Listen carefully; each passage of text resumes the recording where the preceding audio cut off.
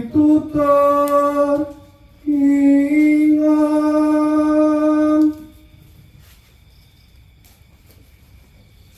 sira uga satriya ngarane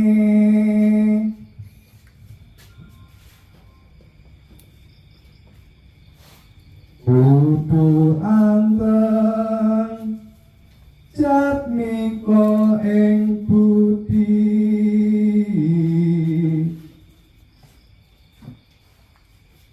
turus serta asis samubarangipun.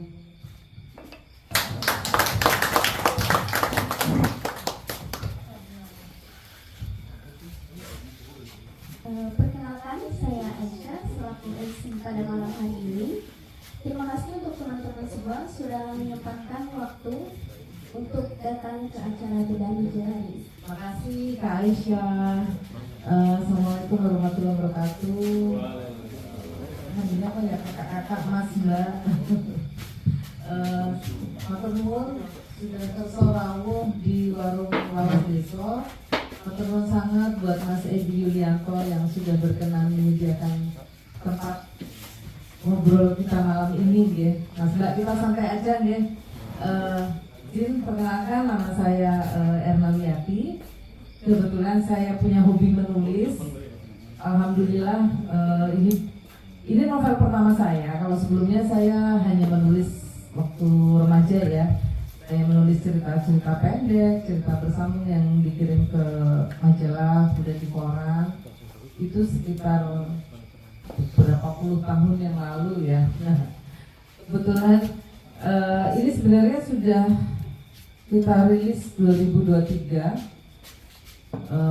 Novel pertama saya ini alhamdulillah selesai dalam waktu 1 tahun, sekitar 1 tahun 4 bulan. Mijil ini adalah novel yang berkisah tentang konflik agraria di Trisik, Kulon Progo. Jadi sengaja malam ini kami sowan ke Trisik, pengen ketemu dengan teman-teman yang ada di sekitar pantai Trisik ini.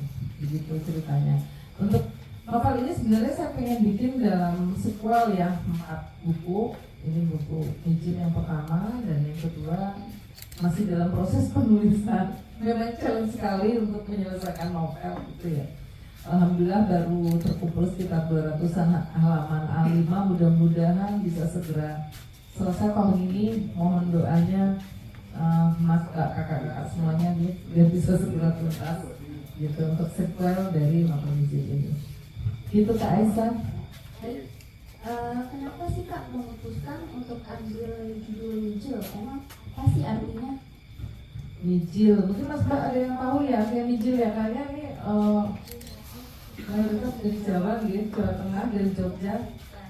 Artinya apa Mbak? Lahir, betul. Lahir, benih ya bisa juga berarti itu. Jadi gini Kak Aisyah, mungkin bagi Mas Mbak yang mungkin ada yang sudah tahu banget ya, kalau ini adalah kembang macopot Jawa. Jadi Kak Aisyah, di budaya Jawa ini ada namanya kembang macopot. Itu ada 11 kembang macopot. Itu menggambarkan kisah perjalanan manusia mulai dari alam ruh. Itu yang pertama, itu tembang mengisahkan tentang alam ruh, itu Mas Kumambang. Dan kemudian yang kedua ini Mijil, artinya lahir, yaitu saat manusia sudah lahir ke bumi. Nah yang terakhir nanti pada saat kita memasuki alam berikutnya, alam barzah, itu adalah kembang pocong ya gitu. Jadi itu perjalanan manusia. Nah kenapa novel saya ambil judul Mijil? Karena ini yang pertama alasannya ini mengisahkan tokoh utama, salah satu tokoh utamanya yaitu yang perempuan itu kembali ke tanah kelahirannya di Yogyakarta, dan juga dia seperti reborn ya, terakhir kembali, menemukan kembali spirit. Jadi bukan hanya lahir secara harafiah tapi juga secara makna, bahwa dia mendapatkan kembali spirit yang baru seperti terlahir kembali gitu.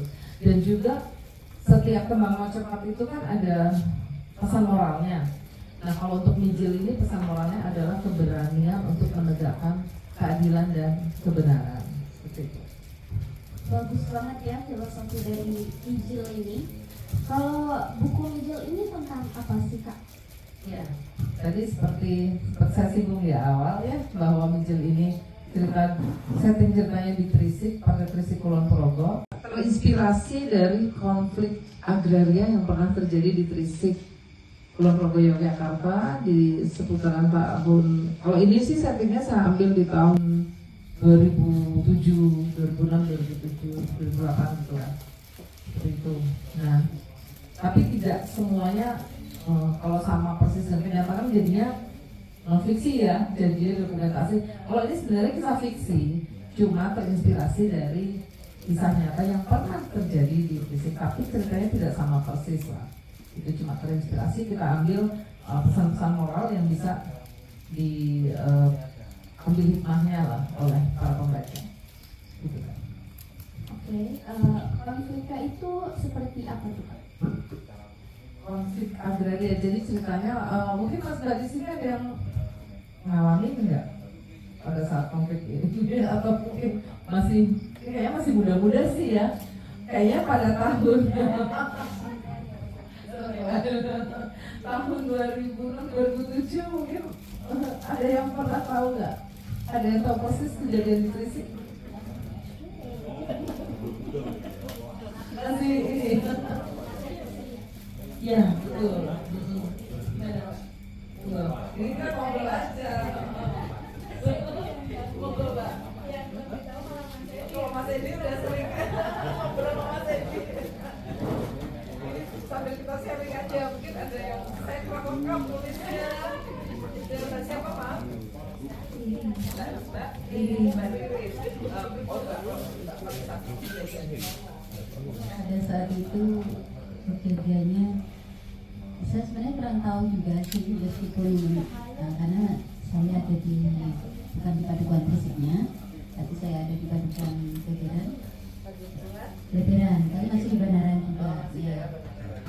Setahu saya pada saat itu ada yang dari pabrik besi PMI ya kalau nggak salah itu masuk dan dari petani, terutama petani di pesisir itu banyak yang menolak begitu. Terus saya cuma dengar-dengar itu sih sering ada demo ada mereka takut dengan lahan pertanian yang mungkin nantinya akan entah tergusur atau terdampak dari adanya besi itu. Seperti saya jelaskan. Iya, matur nuwun Mbak Ririn, tepat sekali ya. Jadi konfliknya seperti itu, Kaisa. Jadi ini memang kita terinspirasi dari konflik yang terjadi di Kulon Progo itu. Jadi lahan pertanian para petani, lahan pertaniannya kan di pesisir Pantai Trisik ini itu terancam dengan rencana proyek penambangan pasir besi dan juga pendirian pabrik besi baja. Nah, kenapa ada proyek tersebut?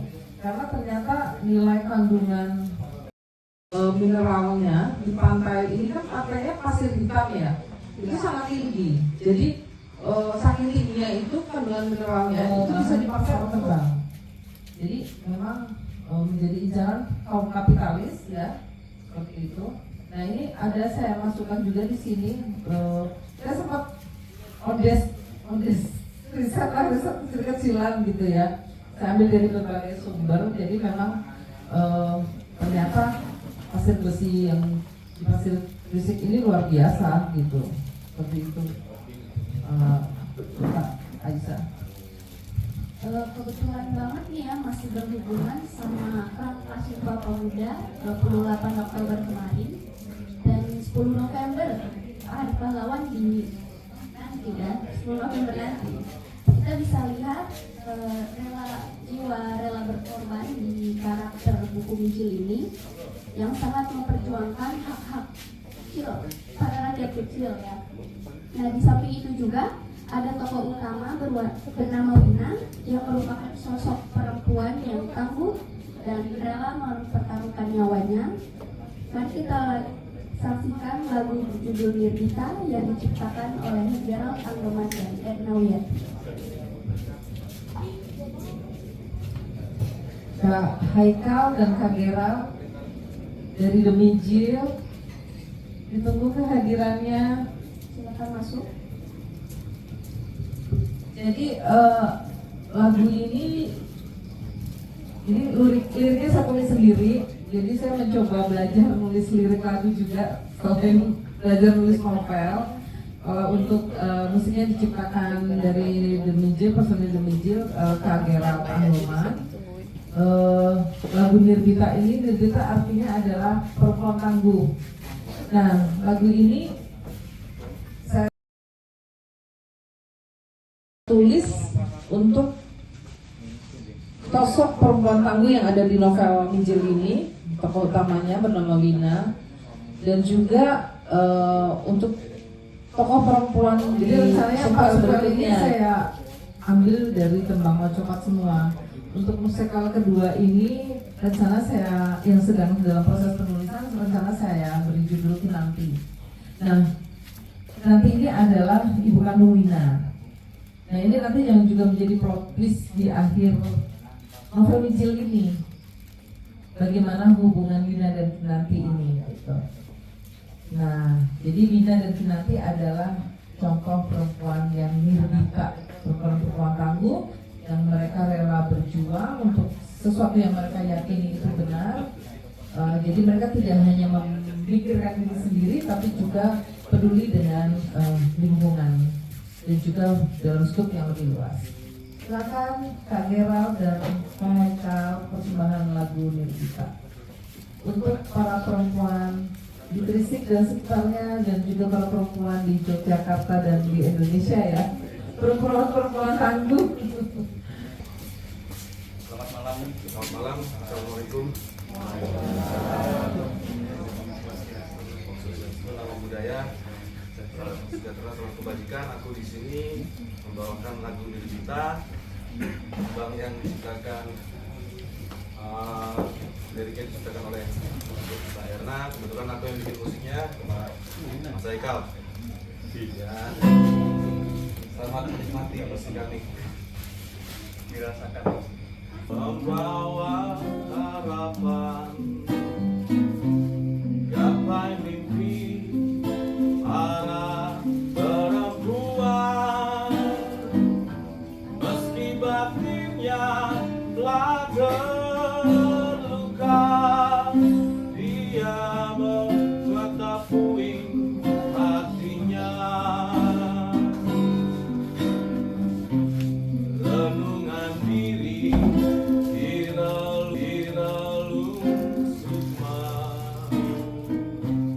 secercah asa terbesit di mata, kasih nan tulus hadirkan cinta, temani diri jalan bersama. Lahir di kala fajar telah datang, tak lelah menghadapi cobaan, tak lelah menemui rintangan, bahagia pasti akan menjelang.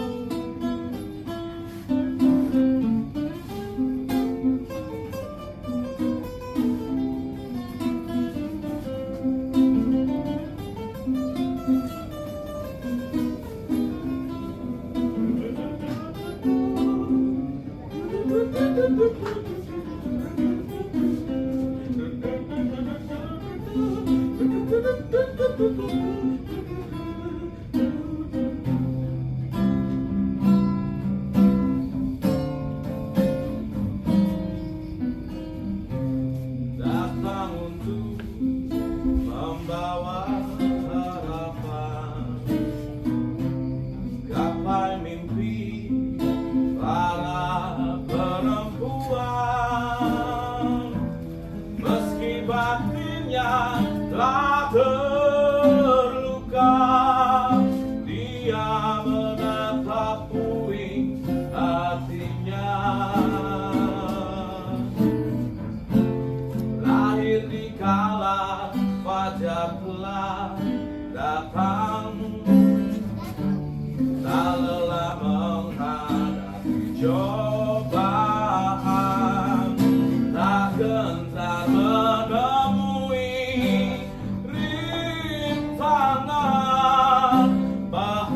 yang pasti akan menjelang.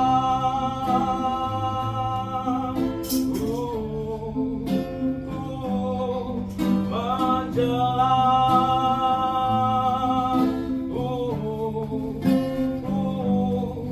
Menjelang.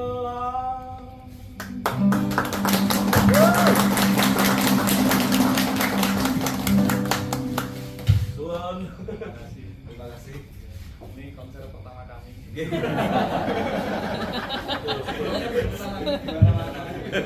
Mudah-mudahan bukan yang pertama dan yang terakhir ya. Bisa ditambah lagi Mas Mbak. Kalau mau nanggap nanti hubungi siapa? Hubungi Mas Dika. Hubungi Mas Dika. Nah, nomor teleponmu berapa Dika? Nah.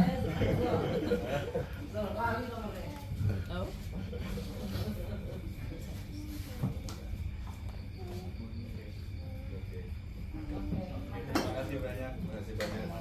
Yang perempuan dan Kresa yang laki-laki.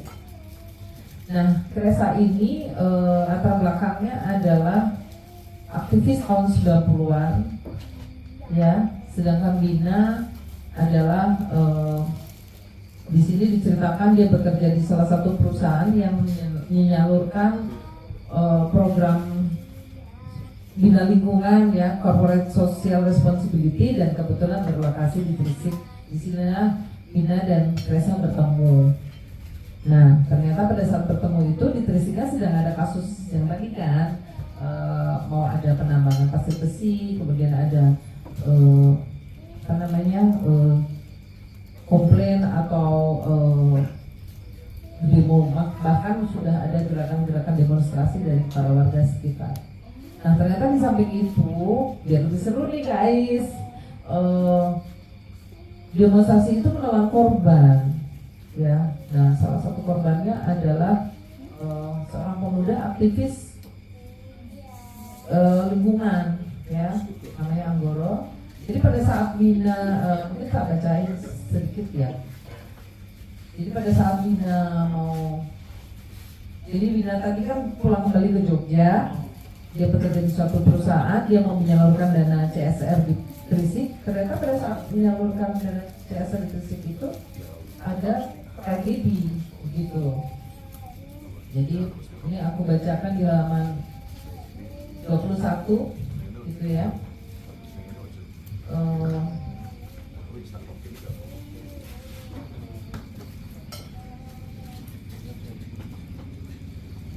Dia bilang, jadi pada saat mau mengunjungi ke rumah Pak Sutimin, gitu ya, ternyata tiba-tiba ada kabar di halaman, mulai dari halaman 19 kali ya. Ini Wina bersama dengan Rinta, ini timnya Wina di kantor gitu ya. Ada apa Mbak Rinta? Gitu ya, Wina nanya. Ibu, kita harus kembali ke kantor. Suasana tidak kondusif. Pak Joko tolong putar balik saja Pak, kembali ke kantor. Rinta menatap Wina dengan mimik serius. Bu, tadi Pak Sutinin cerita, semalam Anggoro anak sulungnya dibawa ke rumah sakit. Perutnya ditusuk orang tidak dikenal. Hah? Kok bisa begitu Mbak?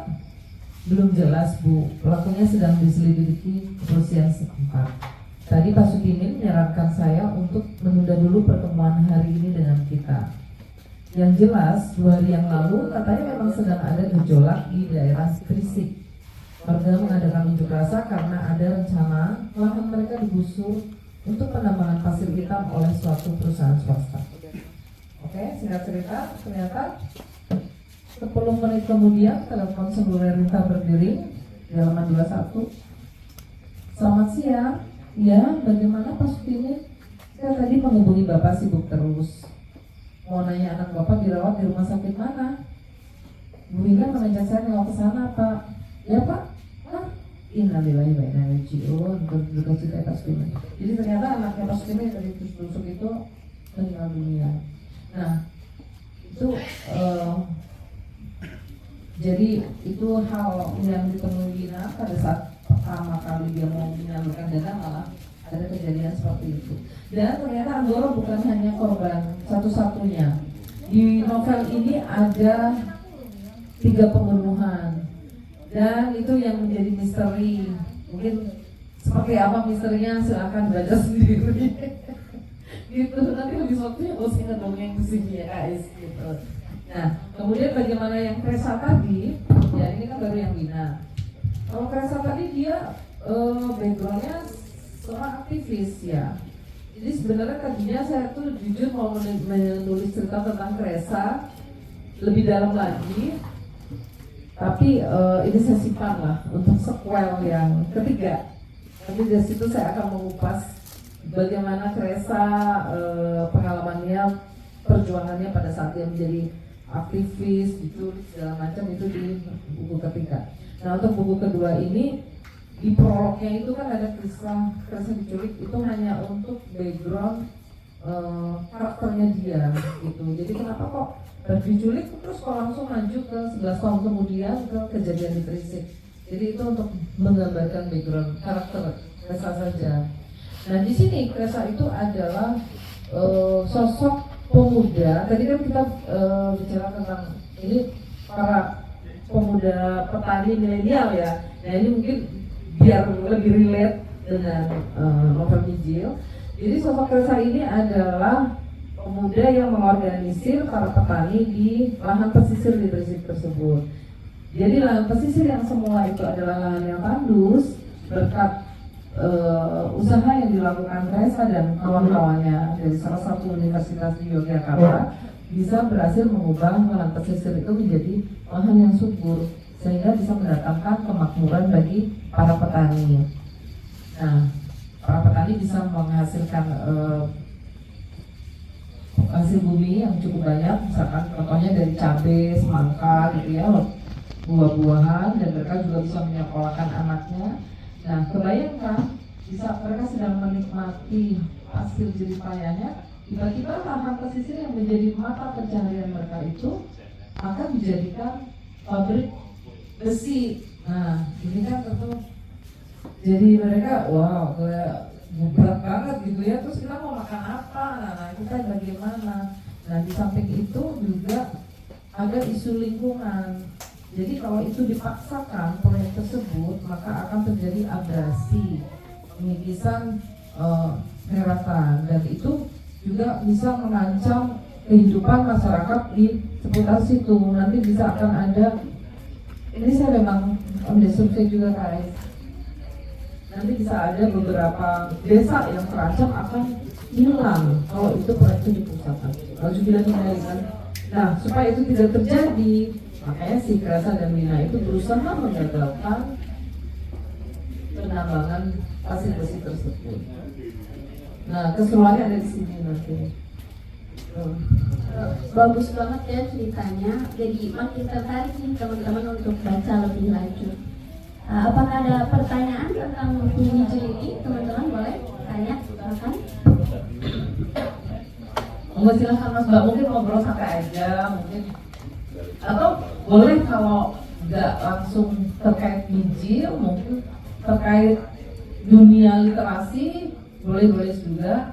Mungkin ada Mas Mbak yang juga punya minat sama senang nulis, mau sharing, monggo silakan. Atau tentang dunia pertanian, kalau saya nggak bisa jawab, nanti ada yang misalkan sama ahli pertanian nggak bisa menjawab. Kalau saya kebetulan bukan ahli pertanian. Silakan Mas.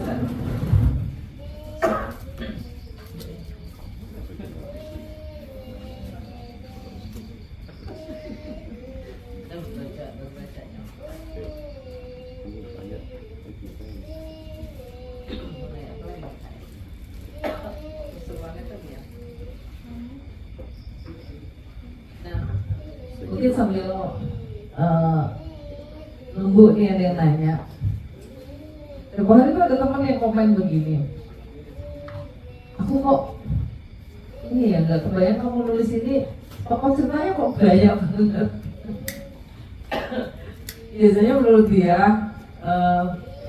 tokoh cerita dalam suatu novel itu paling cuma beberapa ya. Ini kok banyak banget. Jadi selain Kresa dan Wina itu ada orang-orang sekitarnya juga yang tadi aja kan pembunuhannya ada 3 kan Kak Ais. Anggoro yang anak petani, kemudian ada 2 lagi. Dan mereka itu kayaknya nggak relate, tapi ternyata sebenarnya ada benang merahnya. Jadi sebenarnya pelakunya itu ada pelaku 3 pembunuhan itu, ya begitu Mbak Ririn. Cuma gandong-gandong ini ngeluh juga sebenarnya. Mungkin ini saya ceritain ya, tidak hanya isi ceritanya tapi proses kepenulisan. Jadi saya sharing aja, mungkin ada teman-teman yang ada di sini yang punya hobi nulis. Jadi suka nulis. Jadi nggak apa-apa, semua berawal dari surat-surat, Mbak. Kita sudah awalnya sudah surat-surat. Oh iya, silakan Mas. Mungkin cuma sekedar tanya saja. Ada nggak rencana nanti dari Masih sudah keras lagi. Pertanyaan saya, kalau dari Mas Prianto, pertanyaan saya, ada nggak gambaran ke depannya dari hasil novel yang ditulis ini diangkat menjadi sebuah film pendek seperti itu? Terima kasih.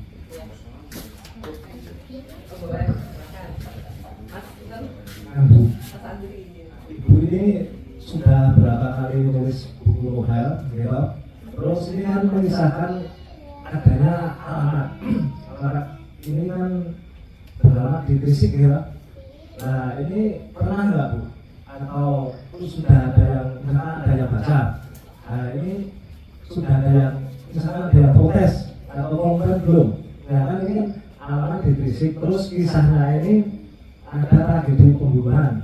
Nah, terus pada kejadian tahun 2006 sampai 2007 ya misalnya, itu sebenarnya tidak ada kisah pembunuhan. Nah, misalkan ada pembaca terus protes. Nah ini padahal sejak dulu itu tidak ada pembunuhan, adanya cuma penculikan kalau nggak salah gitu ya. Protes kayak gitu. Kalau saya sudah ada yang bisa mengenai isu ini. Menurut kami dulu ya, Mas Suyanto. Kang Nung gitu. Oh, Mas Nung, Kang Nung, oke. Mas Nung tadi pertanyaannya ya. Itu sebenarnya saya juga pengen bisa diangkat jadi novel. Dari novel itu menjadi film. Amin. Kita berdoa sama-sama supaya itu semakin ngetop, bisa mendunia. Kita tunggu saja, mudah-mudahan segera ada yang berminat memfilmkan dan juga bisa mewarnai masalah perfilman Indonesia ya, yang mungkin selama ini lebih banyak ke genre horor atau percintaan yang light ya, yang renyah-renyah aja. Mungkin ini termasuk agak bikin ngeluh orang. Itu betul-betul banyak banget sih pokoknya aku, karena mungkin mayoritas orang suka hal-hal yang sederhana. Oh, kamu nulis gitu kan. Nah itu mudah-mudahan ada yang berminat akan menjadi film, karena sebenarnya saya niatnya sih ingin supaya lebih banyak lagi yang membangkitkan semangat anak-anak muda untuk berani, kalau memang dia yakin itu hal yang benar, berani dia perjuangkan seperti itu ya. Jadi tidak hanya FOMO ya, anak-anak muda sekarang kan kena efek FOMO ya, fear of missing out. Kalau temennya gitu, aku nggak gitu ya. Jadi gimana temanku punya itu kan? Saya tahu anak-anak muda itu hanya FOMO, hanya ikut-ikutan atau sebentar-sebentar baper, galau, putus cinta kayak sekarang dunianya sudah berakhir kan. Padahal masih banyak cewek lain kayak itu lain gitu kan, seperti itu. Jadi saya ingin judul ini membangkitkan semangat para pemuda bahwa ya jangan hanya mikir dirinya sendiri, cobalah lihat lingkungan. Apa sih akan banyak orang yang bisa kita bantu. Mulai dari hal kecil kita bisa mencoba menjadi pahlawan di sekitar kita. Itu mudah-mudahan akan ada pihak yang segera tertarik memfilmkan, kita doakan sama saya ya. Nanti artinya ngambil aja lubang ini. Oh, ini saya sudah banyak kawan-kawan yang sampai siapa di sini ada yang masih gampang. Kita mewakili kondisi. Iya. atau dimatiin dulu, terus harganya salah buang. Banyak yang siap jadi korban loh. Nah, iya. Untuk pertanyaan yang kedua dari Mas Andri tadi, nah saya yakin memang pasti akan ada seperti itu ya Mas. Tapi alhamdulillah ini belum ada yang komplain karena Yon Sewu boleh saya pinjam. Di sini di depan sudah saya tulis disclaimer-nya.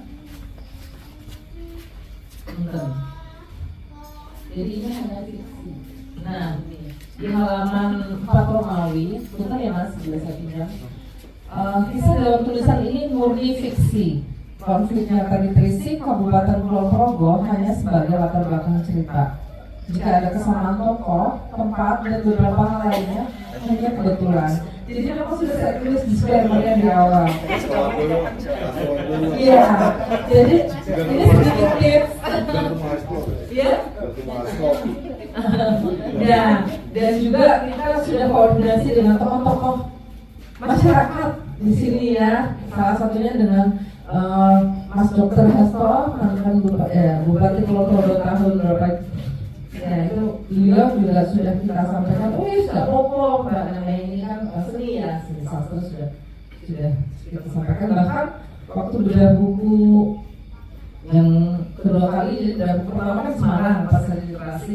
Nah bedah buku yang kedua ini di Jogja, itu di tempatnya Gusti Mangkunegaran ya, di salah satu restoran beliau di dalam Pulau Kawan. Padahal kan jadi tadi mungkin ada sedikit relate sama ini ya, tapi alhamdulillah karena itu seni, gak apa-apa support aja gitu. Alhamdulillah belum ada yang sampai limo gitu tempat kami. Terus diantisipasi dengan disclaimer tadi gitu, seperti itu gitu. Ya mudah-mudahan bisa menjawab pertanyaan mas-mas semuanya gitu. Karena kalau ada lagi karena mudah-mudahan lebih seru. Sebelumnya terima kasih. Perkenalkan nama saya Fauzan.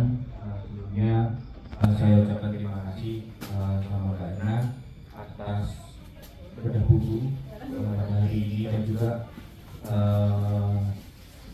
kami diberikan buku secara gratis, dan apresiasi sebesar-besarnya untuk Mbak Erna terkait terbitnya buku yang berjudul ini.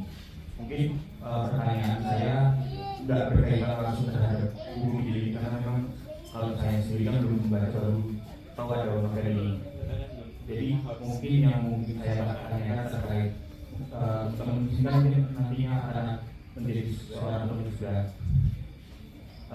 Apa sih Mbak terkait tantangan dari Mbak sendiri untuk membuat novel ini? Karena memang cerita yang diangkat adalah cerita fiksi yang erat dengan imajinasi, tapi kan latar belakang yang Mbak tulis di buku ini kan ada misalnya katanya. Apakah dari batasan cerita fiksi ini akan memberikan batasan bahwasanya ada cerita sebenarnya di belakangnya? Jadi tantangannya itu dari cerita fiksi dengan cerita sebenarnya itu apakah menjadi sebuah batasan atau bukan? Terima kasih Mas Fauzan. Tapi saya jadi keingat tadi putar nih. Tadi Mas Andri nanya ada pertanyaan belum saya jawab. Sudah berapa buku yang ditulis?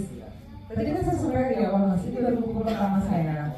Yang full novel sendiri ya. Kalau yang antologi sudah ada beberapa cerita pendek itu waktu saya masih remaja.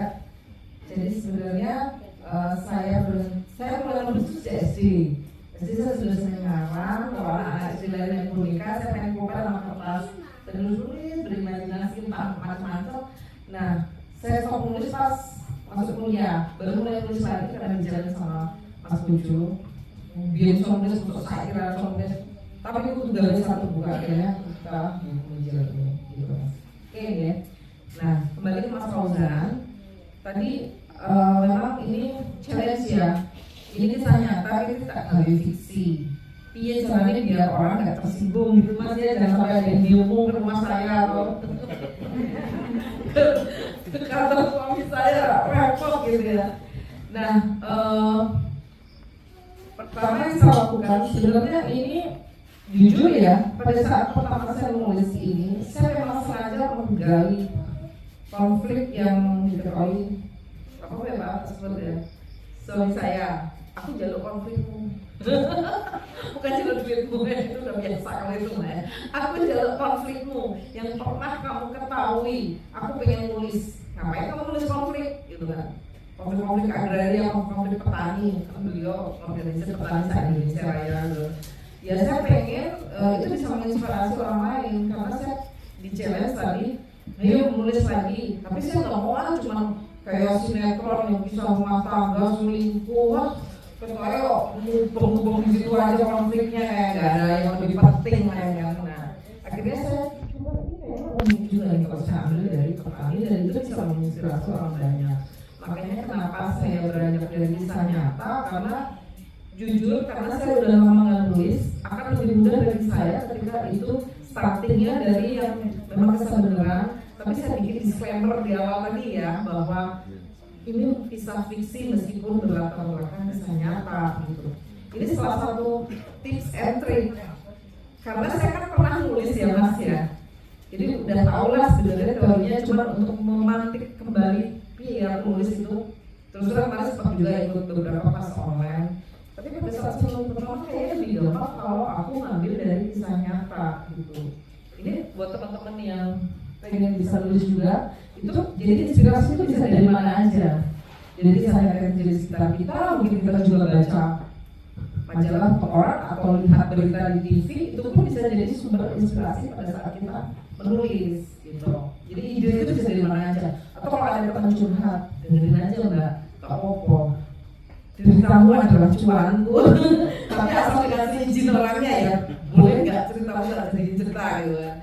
Nah itu jadi sebenarnya sebenarnya saja dan terus terang itu salah satu trik buat saya untuk saya lebih gampang nulis kan saya nulis tadi ya ngapain sih ini pasir besi aja diperbutkan oh ternyata kandungan mineralnya sangat tinggi itu saya tuliskan bisa dikembangkan pesawat terbang gini terus apa ya dampak bagi lingkungan karena kenapa orang-orang petani itu sampai segitunya mereka menentang udah sampai ini kalau cuma sekadar lahan pertanian gusur kan mereka bisa aja dong dapat ganti rugi, ganti untung ya namanya ganti untung terus mereka bisa bercocok tanam di tempat lain tapi kan mereka tidak mau karena ternyata selama ini sudah menjadi lahan penghidupan terus kalau itu tetap dipaksakan akan ada desa yang punah kan itu mengerikan ya jadi dampak lingkungannya ada nah akhirnya dari situ saya unik ini lebih seru kalau ada thrillernya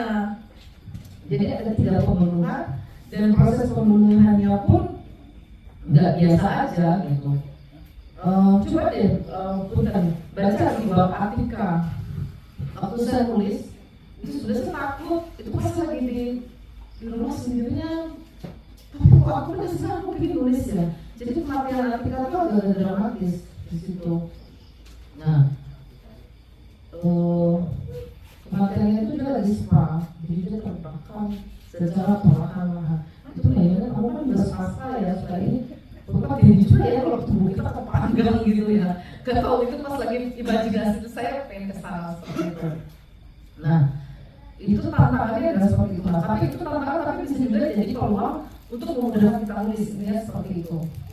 Jadi untuk batasan mungkin tidak bisa kaku ya kita mana yang bab mana yang asli mana enggak itu ngalir aja karena menulis itu sama seperti menyanyi yang tadi dilakukan Kak Gerald dan Haikal adalah pekerjaan hati rosong jadi kalau rosong ya udah ngalir aja yang penting starting point awalnya pemantik pertamanya itu yang kita harus dapat kalau dengan minat untuk terjun menulis nah saya tipsnya, triknya itu saya ambil dari kisah nyata tadi untuk memudahkan saya menulis bagus lagi. Seperti itu Mas Fauzan mudah bisa. Ada lagi? Kayaknya masih ada yang nanya.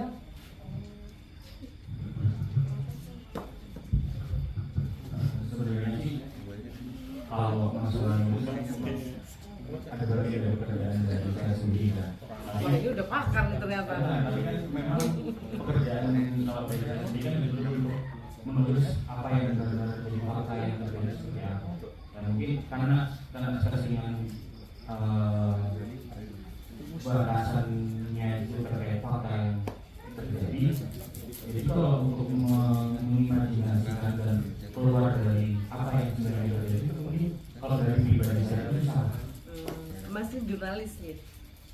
saya di praktisi hukum. Oh, oke. Nah, saya terbiasanya di situ mungkin kalau untuk menuliskan contoh saya bilang bikin ada bagian terkait part untuk menulis artikel berita, dan memang terkadang kita juga untuk menulis berita ada hal yang perlu dibumbui untuk berita tersebut bisa menarik ya. Jadi itu yang susah selama ini, masih susah untuk saya pribadi buat menulis itu seperti itu. Ini juga ini untuk ceritanya. Oke, teman-teman. Memang kalau hukum harus berpijak pada kondisi realita dan referensinya gitu ya Mas ya. Yang memang beda sih non fiksi sama fiksi gitu. Oke. Dari saudaranya, monggo. Ada lagi apa di Pak Sindi? Oh ya, boleh. Hah? Ini privilege nih buat. Terima kasih atas kesempatan yang diberikan Bu Dirna yang sudah mengangkat nama Risik dalam karya sastra yang mungkin jarang kita temukan ya, ada bahasa Risik itu di karya sastra. Pernah ada, tapi itu menerbitkan seri, hanya fiksi. Nah, kalau Bu Dirna ini kan ceritanya mungkin terinspirasi dari kisah nyata, dan memang harus bikin fiksi. Kalau nggak bikin fiksi bahaya nanti akan ada banyak pihak-pihak yang tersentil, dan mungkin ya tadi lebih amannya kita ini ada nama-nama yang mungkin sebenarnya di kejadian itu di satu episode dalam ceritanya benar itu mungkin terjadi nyata, cuman ya memang harus diberikan beberapa tambahan agar menjadi realita yang bisa kita nikmati bersama-sama. Ya, ini sama teman saya adalah pelaku dari sejarah itu sendiri, Bu. Saya Mas Agung, dan ini teman-temannya melanjutkan yang tiap hari itu demo ya di ini hari ini ya yang ada PPLT gitu kan, kita dulu bagian dari itu. Terus ya bentuk dari ini penentangan dari masyarakat pesisir terhadap penambangan pasir. Nah, saya sendiri tadi disebutkan dunia dan ya. Saya mulai demo pertama kali itu 2007. Waktu itu saya masih kelas 1 SMA ya. SMK ya, itu udah kepatian dulu kita demo di naik truk juga ada ya. Dan memang di tahun-tahun setelahnya itu tinggal di situ mungkin kayak di zona merah atau di ini daerah yang rawan konflik. Karena ketika kami dulu di Gresik itu tidak merasakan kenyamanan itu di desa, karena tadi ada konflik horizontal dan tadi ya ketika banyak lalu lalang kendaraan polisi atau ya tadi dari kegiatan waktu itu kan baru ini proyek penambangan, nah ini sudah membuat keresahan di masyarakat, dan dampaknya memang tiap sendi dari kehidupan sosial masyarakat kami berubah. Jadi sudah tidak ada namanya antar tetangga itu hidup rukun, karena tadi ada pertentangan ada masyarakat pro dan kontra. Tapi saya mengambil satu keyakinan sendiri bahwa kita jangan teradu domba oleh stigma kalau di antara kita ada yang mungkin mendukung atau menolak tambang, karena justru itu yang diinginkan mungkin dari pihak-pihak di luar sana yang ingin melakukan tadi ya eksploitasi alam lingkungan di depan kami. Nah, kalau kita terpancing dengan tadi dari masyarakat menjadi terpecah belah, terus konflik itu kan jangka panjang ya. Kami mungkin baru merasakan agak nyaman itu dari 2007 2013. Tapi pemulihannya itu mungkin yang benar-benar itu tahun 2018. Waktu itu kemudian di wisata, jadi wisata itu malah menyatukan unsur bocah. Tapi di tahun 2007 sampai 2013 itu di Gresik itu udah kita ngerasa benar-benar nggak nyaman luar dalam ya. Jadi ada bentuk intimidasi, ada masyarakat tiap hari tidak hanya perang verbal, tapi ada yang bentuk kekerasan yang dilakukan, bahkan ada tadi bentuk intimidasi yang ini menakutkan kalau tidak dihentikan. Makanya kami tentu cerita sejarah dari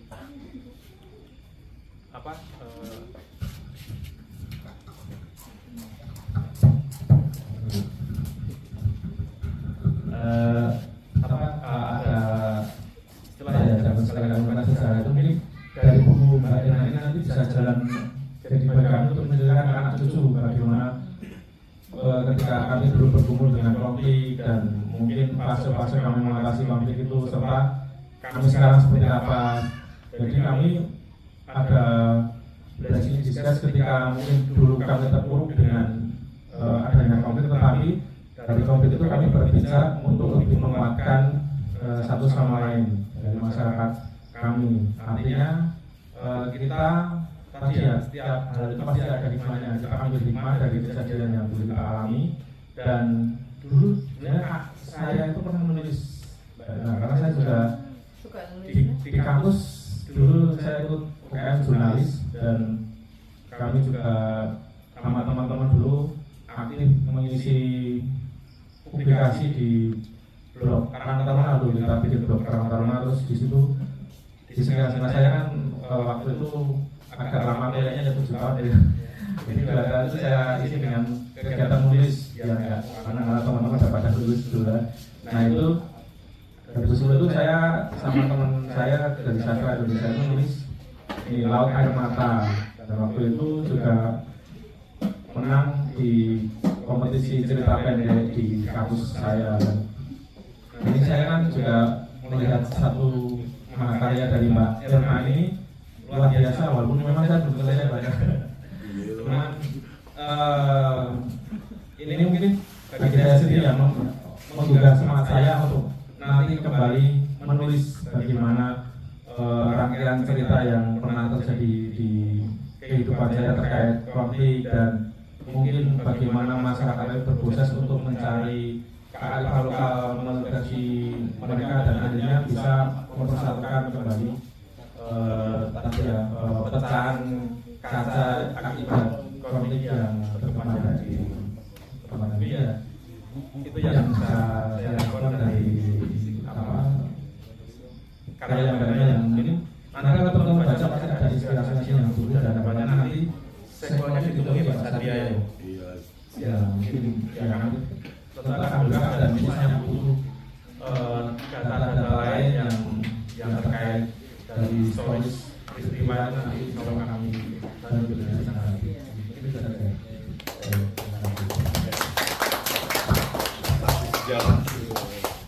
Matur nuwun Mas Edi, ini pelaku sejarah yang sebenarnya ya. Jadi memang di nomor digital saya pun ini saya sepakat juga ada perpecahan ya. Jadi ada warga yang kontra dengan penambangan, tapi ada juga yang pro. Ya biasanya pro ini karena lebih ke arahnya ke materialisme ya. Jadi mereka mencoba mengambil keuntungan jangka pendek, jadi nggak terlalu mempedulikan lingkungan hidup dan sebagainya. Ya teman-teman sangat sekali lagi Mas Edi ini kesempatannya untuk sequelnya. Nah mungkin tapi untuk sequelnya tidak banyak cerita tentang Gresik lagi Mas, karena kalau sequelnya ini kan saya bilang tadi ada plot twist ya di akhir. Nah itu kemarin itu salah seorang pembaca yang kemarin kok akhirnya menggantung. Ya memang saya buat menggantung karena akan saya teruskan di sequel kedua di Kinanti itu. Nah ini mungkin sambil cerita tentang yang kedua ya, supaya saya juga jadi semangat lagi menyelesaikan. Jadi yang kedua ini challenging-nya adalah timeline-nya itu maju mundurnya ruwet.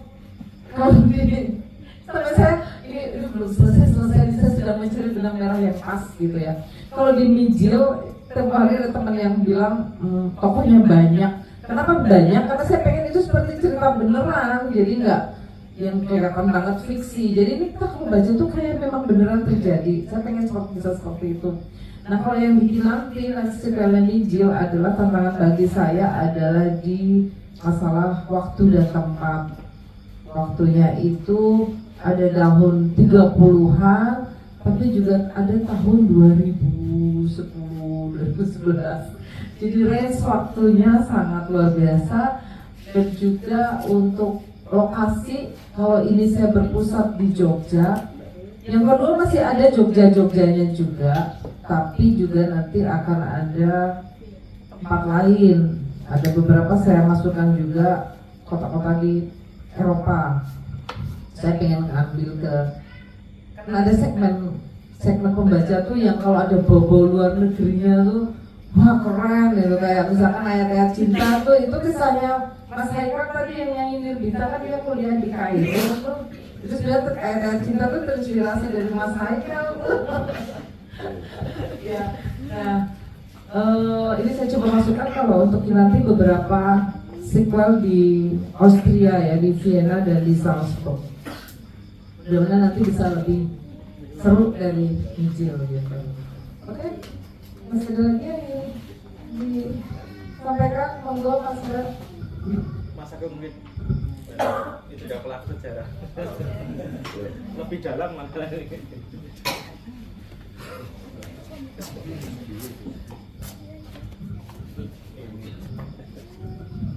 Ya, terima kasih. Assalamualaikum warahmatullahi wabarakatuh. Ya mungkin kalau untuk sejarah semuanya sudah tahu lah. Artinya konteksnya dengan buku ini saja. Karena saya juga malu untuk mengakui. Mungkin saya belum baca sepenuhnya ya. Sebenarnya masih ada jalan yang ada sampai saat ini adalah bahasa kontrak karya dalam proyek realnya, bahwa kontrak karya penambangan tersebut akan berakhir di 2032 karena berkontrak karya itu ditandatangani tahun 2007 dan akan berakhir di 2032. Nah dampak itu kan sampai saat ini masih dirasakan teman-teman di pesisir, terutama di masalah listrik ya. Dalam kawasan kontrak karya kan listrik ladang itu tidak ada penambahan lagi meteran baru karena konteksnya PLN itu kan masih dalam kawasan dan waktu kontrak karya penambangan. Nah ini memang menjadi ganjalan di teman-teman petani. Itu tidak hanya di Trisik saja kejadian seperti itu. Jadi di sepanjang pantai selatan itu yang masuk dalam wilayah kontrak karya mengalami hal tersebut. Hanya bisa ada listrik baru itu untuk pemukiman, tetapi untuk lahan pertanian sangat sulit. Meskipun kita sudah beberapa kali mediasi melalui Dewan dan PLN, mentoknya di bahasa kontrak karya tersebut. Mungkin itu yang akan menjadi menarik kalau tapi ini sudah jadi novel ya, jadi sangat susah juga. Kemudian kebetulan saya juga bukan kelasnya nulis lah, kelasnya nulis kalau saya mungkin hanya senang nyoret-nyoret berupa skrip. Sebenarnya saya juga dari kemarin itu kan pengen buat buku yang tentang pertanian, karena kebetulan saya di bidang pertanian. Tetapi setelah saya baca-baca kok ketoknya angel gitu. Nah itu mungkin ada kiat-kiat khusus untuk kesana nih. beberapa kali ketemu dengan kalau di Bantul itu saya sering ngobrol dengan Sarekat Buku dan Percetakan Daur Guru, itu juga sering baca tulisan saya, ketiga buku. Cuman untuk nyambung antar bab itu memang tidak mudah, karena saya biasanya nulis itu kan insidental. Jadi ketika ada ide itu saya nulis itu aja, yang kemudian mungkin kalau di saat ini banyak yang jadi produk nutrisi tanaman, salah satunya kan dari tulisan saya yang saya praktekkan itu. Ya mungkin yang saya butuhkan mungkin kiat-kiatnya aja, dan kira-kira butuh berapa lama untuk jadi buku seperti ini. Terima kasih. Ya, terima kasih Mas Agung. Ternyata banyak juga yang suka nulis ya, tadi Mbak Ririn, Mas Edi, sekarang Mas Agung. Lama-lama kita bisa bikin komunitas penulis trisik ini kayaknya. Bisa berhari ya, Mas Edi, Mas Agung, Mbak Ririn, bolehlah kalau kita mulai. Oke, Mas Agung, terima kasih banyak masukannya tadi terkait kontak karya ya Mas ya. Saya dulu orator tiap minggu. Wah, iya. Boleh lah, nanti mungkin ada sequel yang jadi kepikiran ini, nerusin yang ngijilnya, tapi yang trisiknya ini ya maksudnya ya, di luar yang nanti tadi kan ibunya Mina, mungkin kita bisa ngambil kisah yang trisiknya ini ya, dilanjut ya, diulik lebih dalam. Boleh juga nanti narasumbernya di sini ada Mas Edi, Mas Agung ya, boleh Mas, suatu saat ya kita tuliskan. Saya jadi dapat ide ini untuk mengeksplor lagi di dalam tentang konflik trisik. Tadi Mas Agung nanya tips ya Mas ya. Cuma itu kalau Mas Agung nulis non fiksi ya, pertanian tadi ya. Jadi kalau saya kan memang bergerak di pertanian, terus saya banyak nulis tipe-tipe tanah yang real sekarang terjadi, dan percobaan solusi perlakuan tanah dan perlakuan tanaman. Iya. Oke, mungkin untuk tips secara umum aja ya Mas ya, karena saya juga bukan ahlinya kalau untuk non fiksi ya. Meskipun saya background pendidikan saya itu teknik, cuman hobi saya sastra gitu. Ya mungkin rumit juga ya, gitu multidimensi mungkin ya. Nah, tapi mungkin sedikit tips.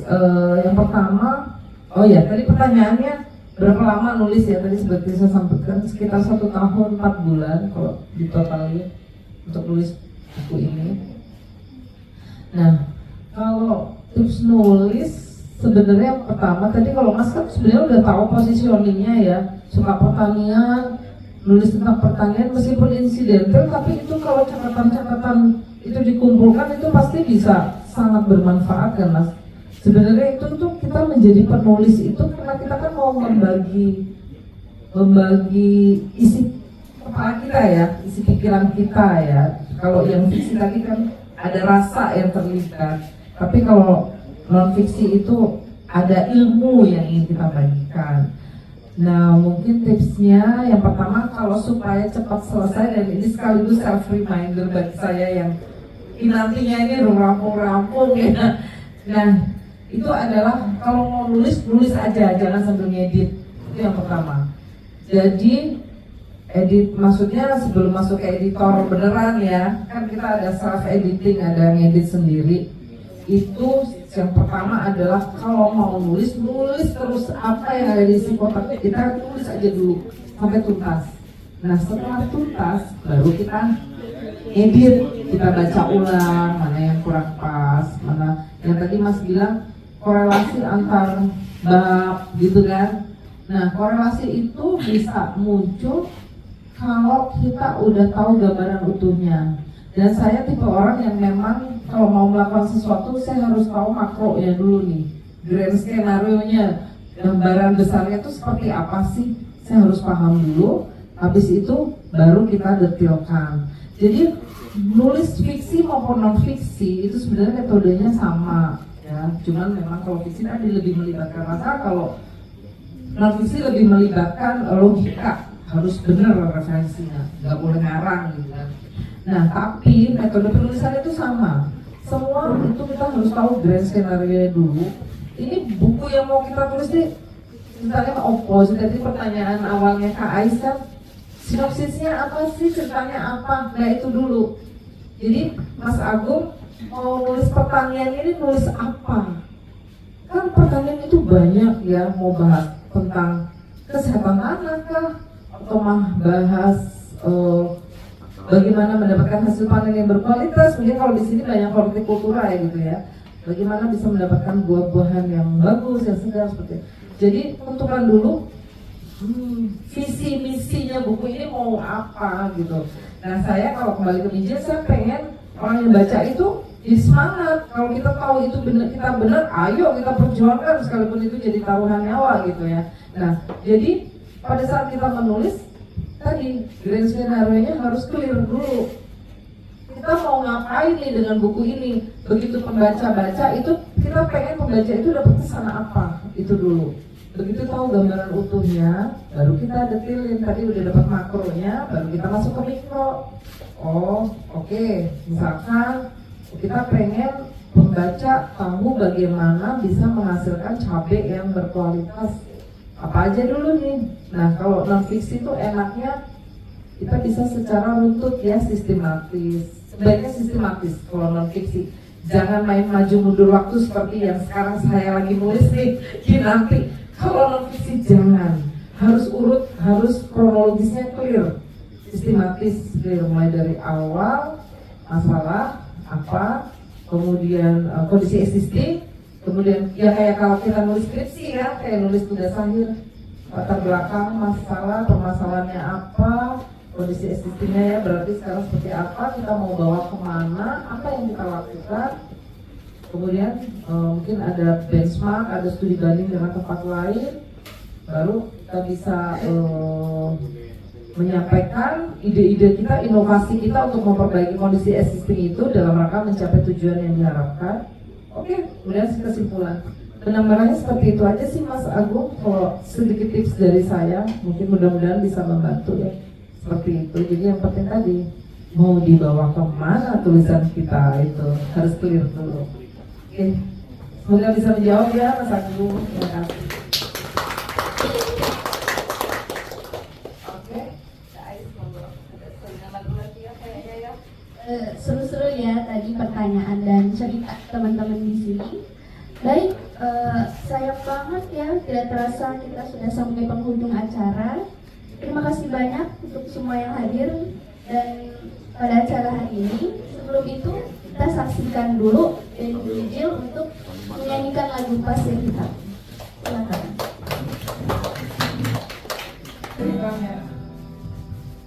Selamat malam. Tapi udah di skill ya apa? Ini tanpa maksud untuk mau menggurui atau apa. Tapi saya cuma ingin mengutarakan ada peribahasa dari bahasa Arab. Al-falahu sayyidul biladi. Artinya petani adalah tuan bagi suatu bangsa. Jadi berbanggalah para petani di malam hari ini dan silahkan menikmati lagu Pasir Hitam. Ya.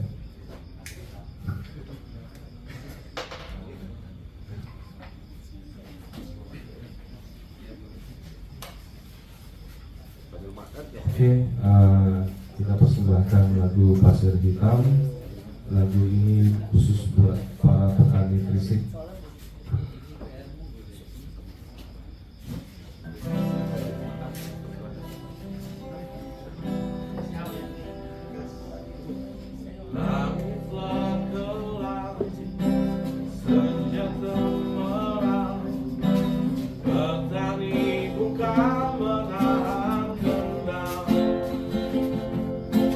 Pasir yang hitam menjadi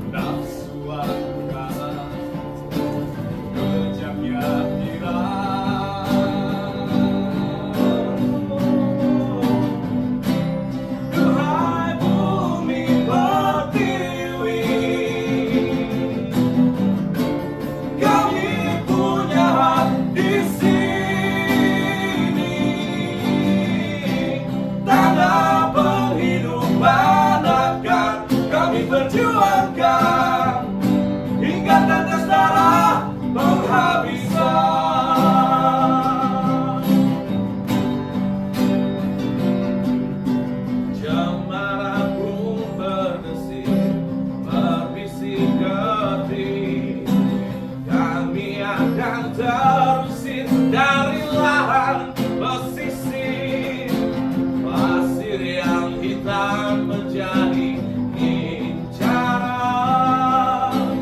nafsu angkara, kejamnya tiran. Oh yeah, yeah. Duhai bumi pertiwi, kami punya hak di sini. Tanah penghidupan akan kami perjuangkan hingga tetes darah penghabisan.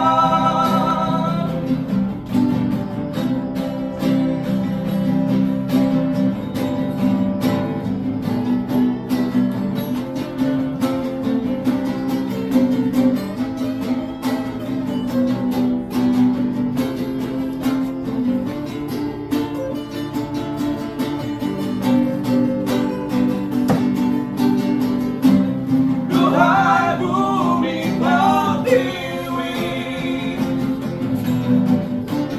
kami punya hak di sini.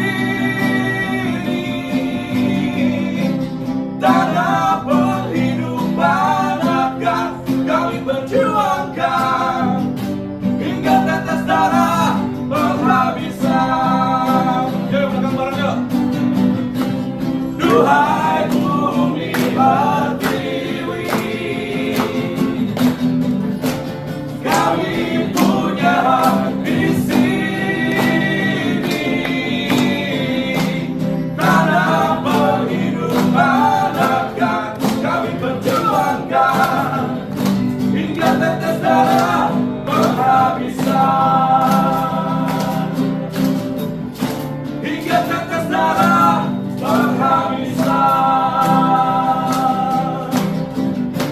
Hingga tetes darah penghabisan.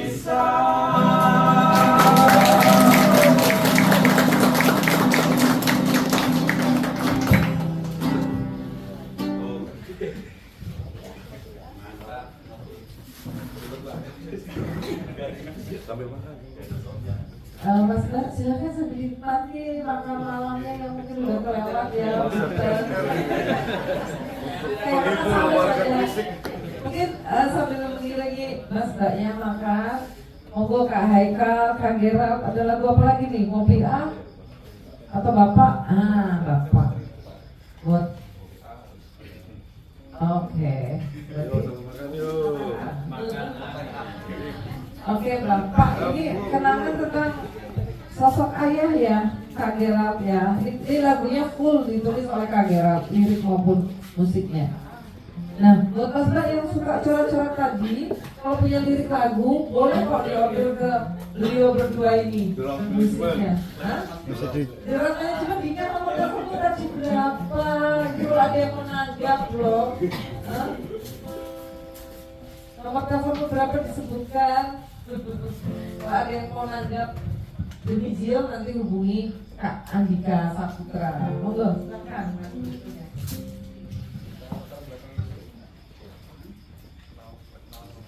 Oke, penerima.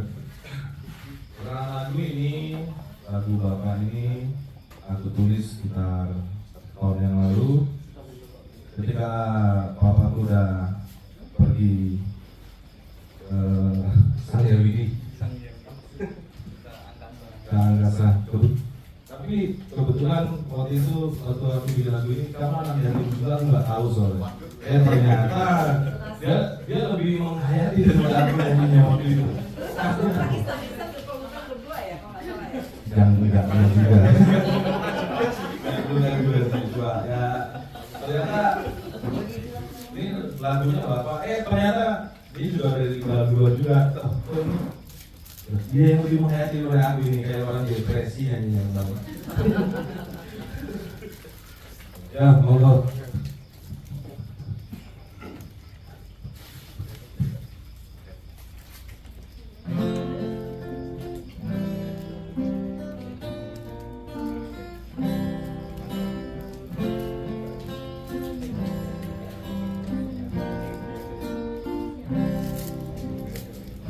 Engkau pergi berjalan bersama bintang. pulang